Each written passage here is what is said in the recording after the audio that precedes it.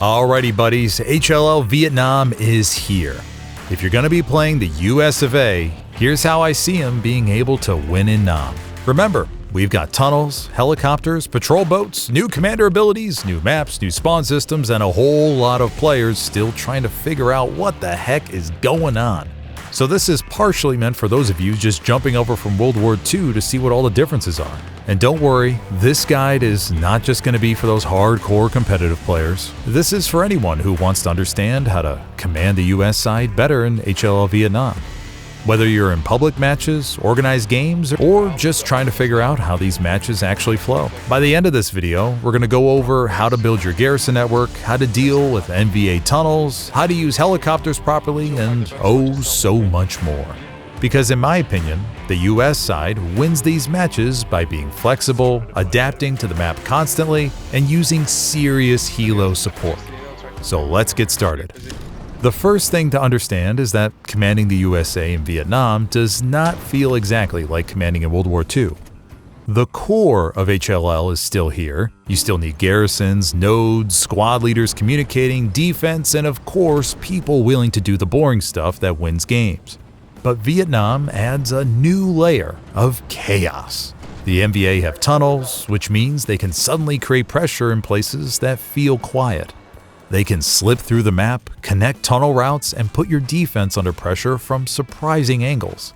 The Americans, on the other hand, have helicopters. These must be used at all times.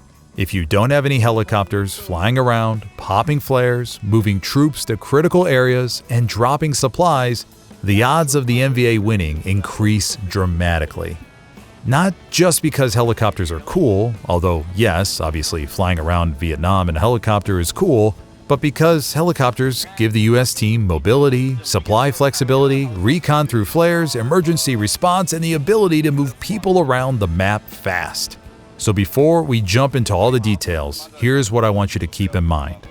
Build a strong spawn network, give specific orders to helicopters to stay flexible, and lead a proactive defense before the NVA tunnel pressure gets out of control.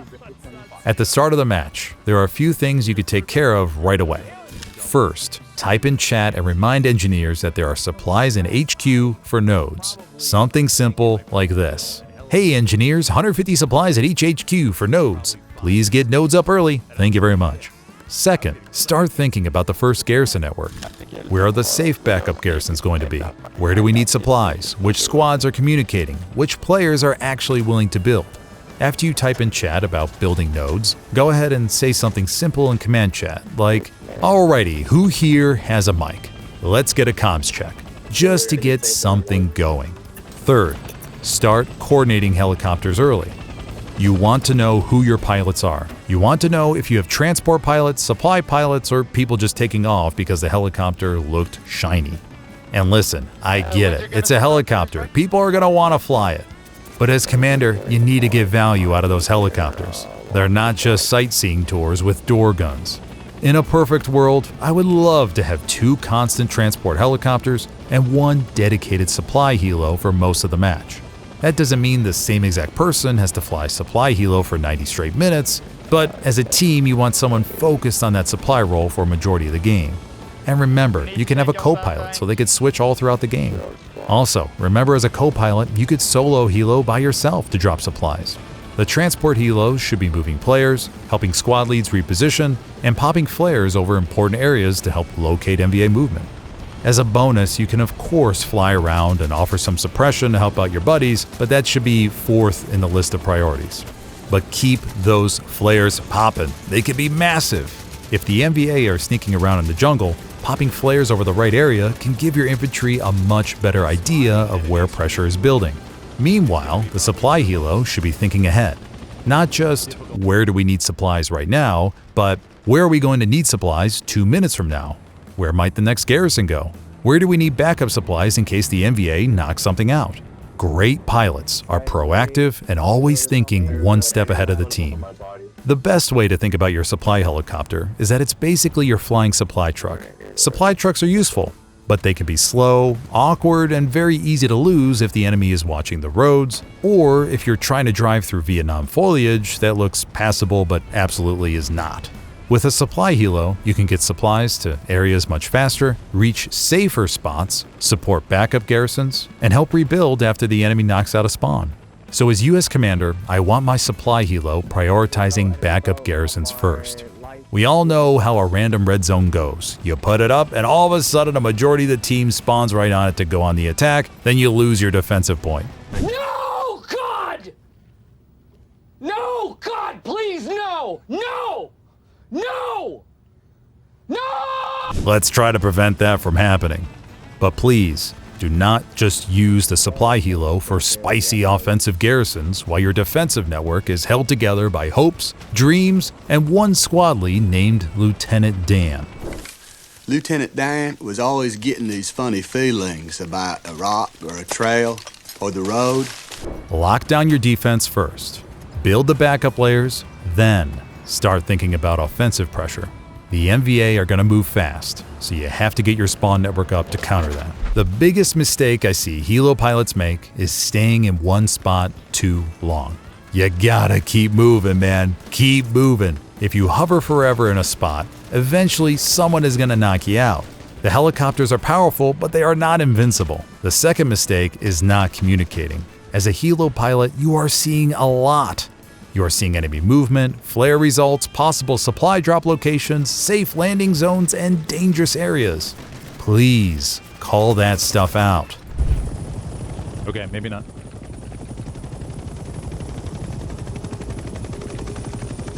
Oh, it's a tunnel. That's a tunnel. That's a tunnel. Your garrison's out. So when you're flying around in helos, yeah, you can really hear those tunnels. Ooh, rocket front. Tunnel somewhere right there. Tell the squad leads what you see. Tell command where you're dropping supplies. Tell people if a landing zone is too hot. Or make call-outs to see if anyone needs a ride. The US side's biggest weakness, in my opinion, is when pilots and squad leads are not communicating. Especially if you get pilots that think they're just gonna fly around the enemy point and dominate with someone on the M60.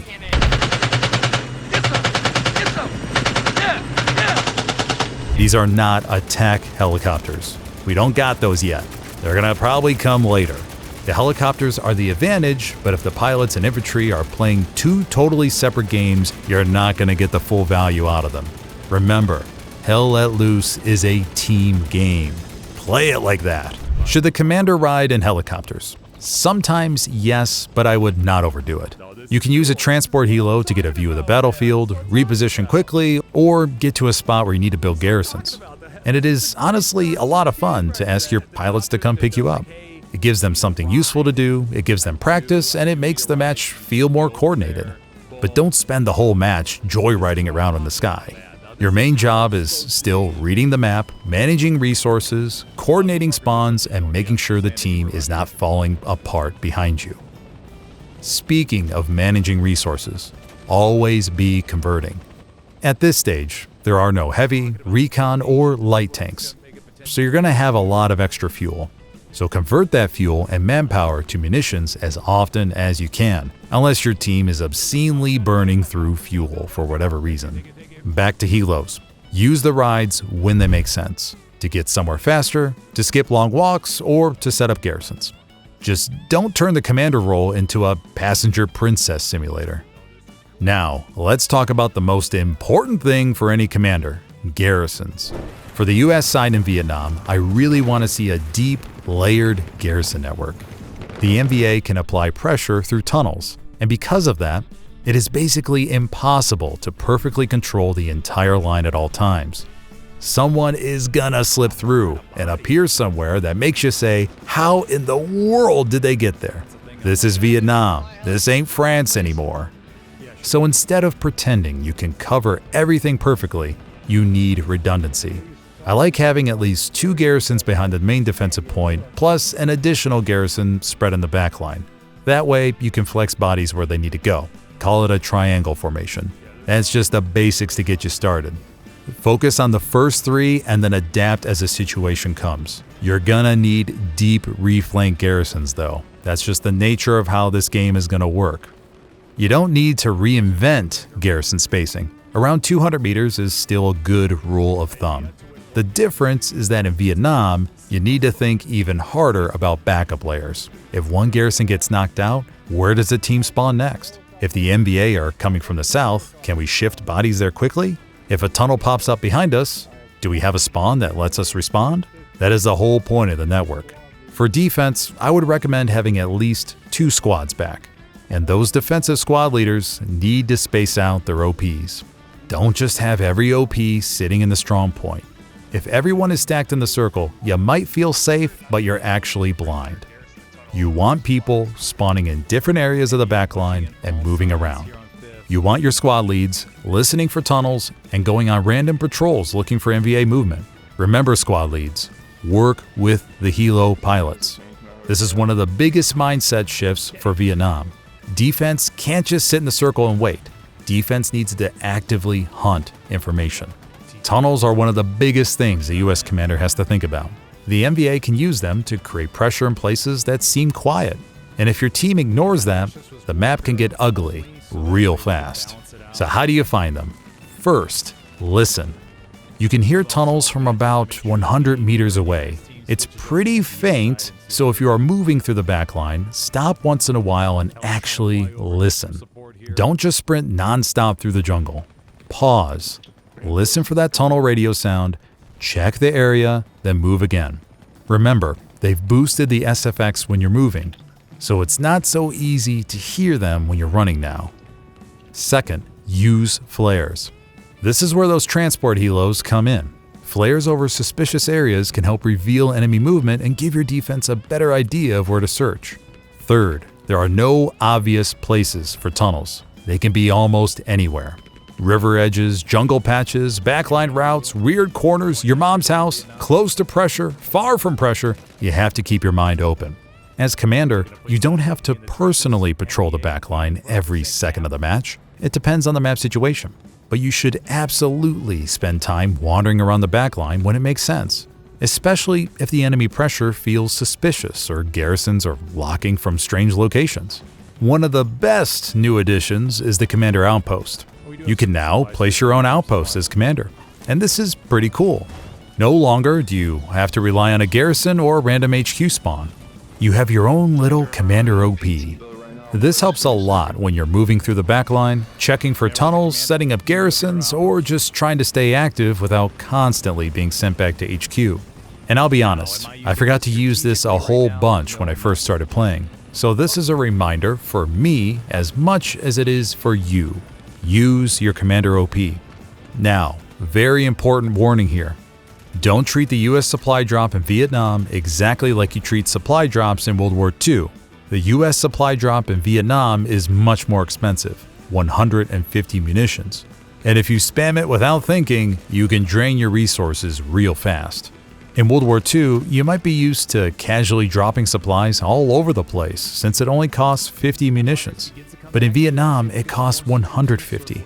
This is because the US has supply helicopters. I think the game is clearly pushing commanders to use those more. So my rule is use supply drops sparingly. Use them when you need something now, when you're filthy rich in munitions, or if you want to pre-drop them in the enemy backline for later. Supply trucks are still useful, and honestly, driving around in them can be pretty easy if you take your time. In the previous open beta and the playtest, it was pretty clunky driving it around sometimes, but I think it's gotten a lot smoother. Just watch out for the thicker looking bushes and you'll be fine. It feels a little slower, but you'll get used to it. I don't know what their plans are going forward for that, but this is what we got for right now. Nothing much else to say here. Now let's talk commander abilities. Napalm is awesome. The initial strike can destroy garrisons and tunnels, and then the fire has a residual effect afterward where NVA players can still get cooked if they try to move through it. In one match, I got 96 kills as a US commander on offensive mode, and napalm was a huge part of that. Watch out, Hal.